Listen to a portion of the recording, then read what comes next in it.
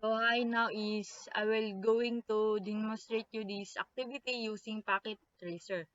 So first is maglagay tayo ng each department ng computer. So one is wireless and one is wired.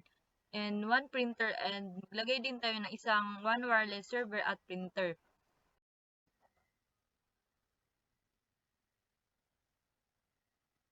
Second step is lagyan natin na sila ng display name lahat.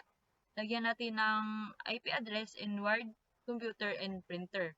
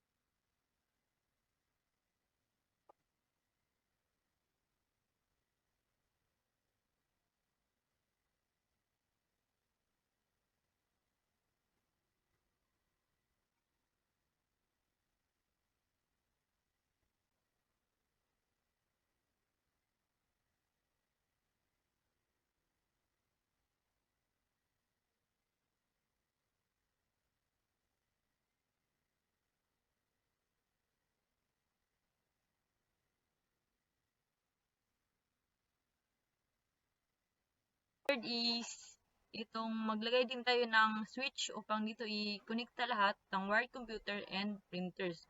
We need to use a copper wire.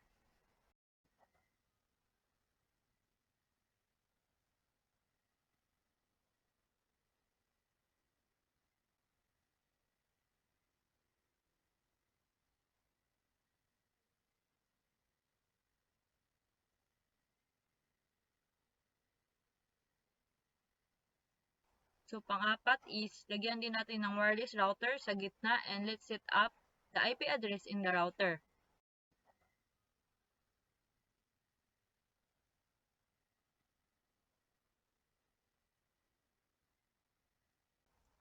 So fifth or panglima, if ready na i-set up ang IP address of the router, we need to copy at ilagay natin dito sa default gateway sa mga naka-wired na computer and printers.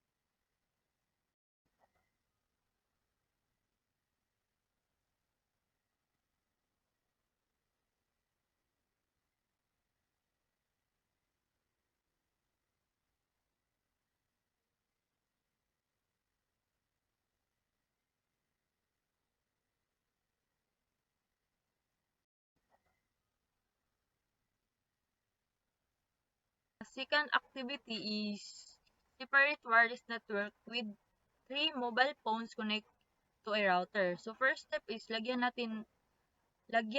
na naman tayo ng isang wireless router na has 3 mobile phones that are connected to it. So second is lagyan din natin siya ng SSID name at password at ilagay natin ang SSID names at password ng wireless router sa 3 phones. So lastly is i-test natin to.